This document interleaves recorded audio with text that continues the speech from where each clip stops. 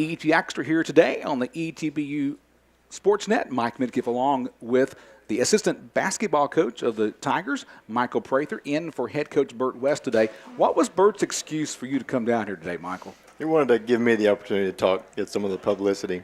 So it was a selfless move on his part. He told me he had some tasks to complete, is what he told me the reason why you were coming. Oh, okay. So he went the other route with me, trying to make it seem like it was a real selfless decision on his part. Of course, we can joke about Coach West that way because he's both a friend of yours and a friend of mine, and we just like to give him a hard time. Well, let's talk Tiger basketball. Before we recap some of the games that you played over the weekend and last Thursday, let's go to Longview last night as the Tigers played against LeTourneau University. You went in the ball game looking for a win over your rival LeTourneau, and I wasn't able to make the game last night, so I watched it on their live feed. And one thing I noticed, the Tigers had difficult putting the ball in the hole to make the bucket.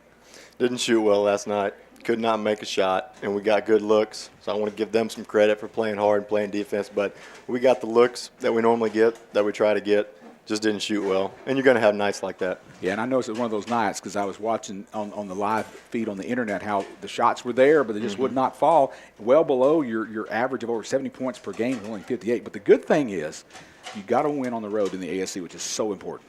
Every road game in conference is really hard, and the fact that we're able to get one on a night when we don't play well, that's a really encouraging sign. And the kids played hard. There's no gripes about that, and they didn't try to miss those shots. So be happy we won and move forward.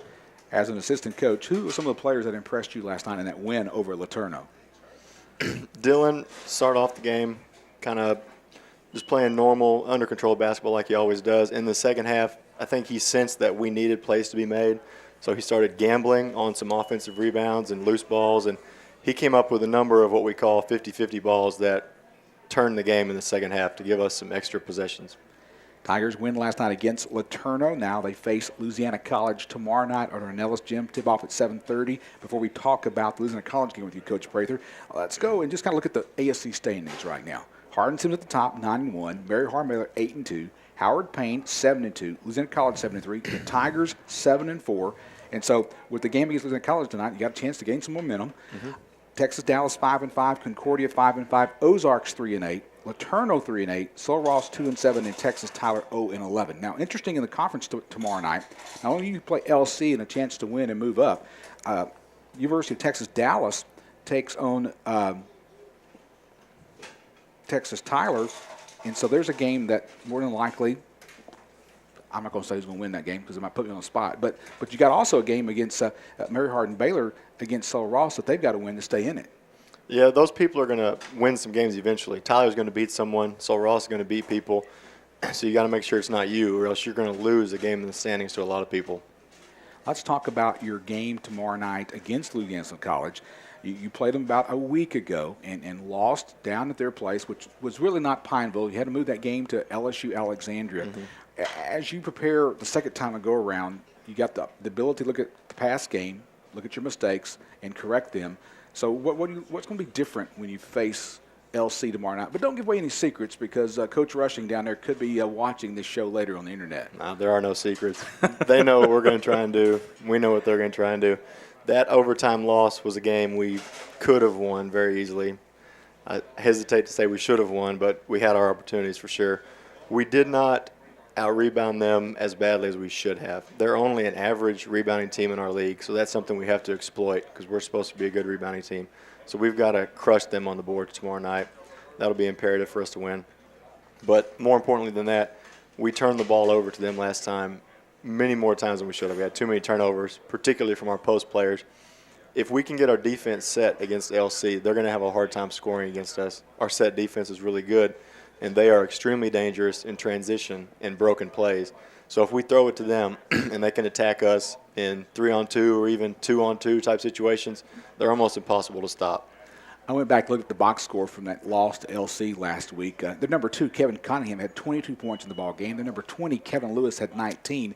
When you see players get in those double digits, when you prepare next time, do you up the defense against them? Well, the funny thing is their leading scorer in the year and one of the leading scorers in the conference, number 35, A.J. Gaines, we held him to far below his average. And those guys scored points on us, and that's okay. No, we're not going to try to guard those guys any harder than we did.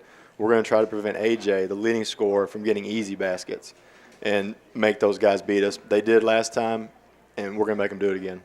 Now, Louisiana College last game was against the Ozarks last Saturday. They won that ball game 94-74, kind of a blowout for them over Ozarks. Cottingham with 24, Lewis with 20. Gaines, their leading scorer, had 18, which is around his normal, and so you got to watch him as well. But last time you played them, you had a great performance from Junior Mitchell, which you'd probably expect. He had 20 points in that ball game. Kind of talk about what you expect from the Tigers tomorrow night as they face Louisiana College in the second go-around. Well, their strategy against us when we played them last week at LSUA was to pressure our wings and take away our three-point shots, and they did, because Dylan and Irby and Tyler and Brett shoot the ball from deep so well. We were 1 of 12 from 3 in that game. They successfully extended their defense and pressured our wings. As a result of that, Junior was able to penetrate and have a season-high scoring game. So he's going to have to be prepared to do that again. Our post players have to be able to score in their isolated situations better than they did. If they're going to try and take away our three-point shooting, there's really nothing we can do about that if they're going to make that decision. Our other guys just have to take advantage of the space that provides them. Tigers play Louisiana College tomorrow night. Tip off at 7:30 here on the ETBU Sportsnet. It is a whiteout game and military appreciation game, so special emphasis tomorrow night at the Tiger basketball teams. If you're in Harrison County, please come out and see the Tigers play tomorrow night. Now, Tigers are currently 12-4 on the year, 7-4 in American Southwest Conference play. I'm not even going to mention about your winning streak at home right now because I don't want to play that jinx card, but just continue to play great basketball. Let's go back and talk about the game Saturday against Howard Payne. 2 buzzer beaters, the first one by the Lady Tigers and then by the Tigers. First question, in basketball, have you ever seen that in the ASC where both games end as buzzer beaters? I have not. I haven't seen that in my 11 years here. Did you watch the end of the ladies' game? I have to admit, I did not. You didn't get to see you preparing for the men's game. I was working, and Matt, the student assistant of the baseball staff, he came and shared the good news with me on my way to the gym. Well, in the second game, the men's game, in which you won over Howard Payne by a final score of 71-69, kind of talk with me as a coach as you're getting there to the last minute. What are you telling your players about the situation? We were out of timeouts, so we knew we weren't going to be able to get the rebound or take it out of bounds if they scored and call a timeout and run a set play. But it really wouldn't have mattered. We wouldn't have wanted to call a timeout. In that situation, Coach West's preferred strategy is to attack them in transition, and hopefully the chaos will result in a good shot, and that's exactly what happened. If you watch the tape, Justin got the rebound and calmly took his time to get Junior the ball, and Junior patiently let the traffic clear a little bit and made his way down the court. And their defense was in total chaos. They weren't guarding anyone. All 5 of them were in the lane. So Junior very skillfully drove toward the lane to suck in that defense just a little bit more and got Irby the good look with a pass on the money. Now, Thompson made that pass right in front of the Tiger bench. What were you seeing when Irby got the basketball? We had a pretty clear view, so we knew he was going to get a good look. And if Irby's got his feet set and not a good contest from the defense, it's a very high percentage shot. So when I saw that he was getting that look, I liked our chances.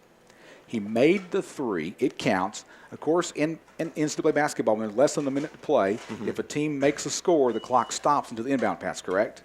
Yes. And so he makes the three-pointer, puts the Tigers ahead. There is .04 showing on the clock, but they go to the replay tape and reset that. Was that a good move by the refs? They gave them too much time. I think they wanted to err on the side of the visiting team so they wouldn't think that they got jobbed. And they gave them about a second too much, in my opinion. But it really wouldn't have mattered. If we couldn't guard them for 1.7 seconds, they deserved to beat us. Of course, I went ballistic again calling the game because of the situation and making that bucket. But I noticed you and Coach West were in coaching mode because you knew there was still time on the clock and you knew it was not time to celebrate. The problem was the gym was so loud when the shot went in, we couldn't hear the whistle. We had no idea if they had called a timeout or what was happening. So we didn't have time to celebrate. We had to survey the situation and figure out what our move was going to be. They did call a timeout, but we didn't know it for at least 15 seconds, which in that situation felt like an eternity. When they do the long baseball pass and Jamil Samuel intercepts it like a very good wide receiver of the Tiger football team, I should say, you're probably going, yes, we've got this one. The fear was that we were going to foul because we were in the double bonus. So that's what we were telling our guys is that I thought that would be their play, Howard Payne, and it was to throw a long pass in hopes that in a contested catch they would call a foul on us. Luckily, Jamil had enough clearance to catch the ball cleanly for the steal. I guess his advantage of 6'7" helped a lot on that pass. He's 6'7", his wingspan's over 7 feet, so we had the advantage there. Well, Coach, what kind of emotions did you experience as a coach to see your team win that way on a buzzer beater shot made by Irby Thompson from the left wing position for the 3 for the win? It was a flood of emotions. I was relieved, number one, that we won because we didn't have the lead for most of the game. We didn't play particularly well on offense. We played a good defensive game, as we have been recently. But to get the win, it was a relief, but really happy for Irby because that was his only basket made for the game. And Irby is the ultimate team guy. He's almost always unselfish and thinks about the team first. Didn't take any bad shots that game. So for him to get that satisfaction of being the game winner, first one in his career, that was really cool to see.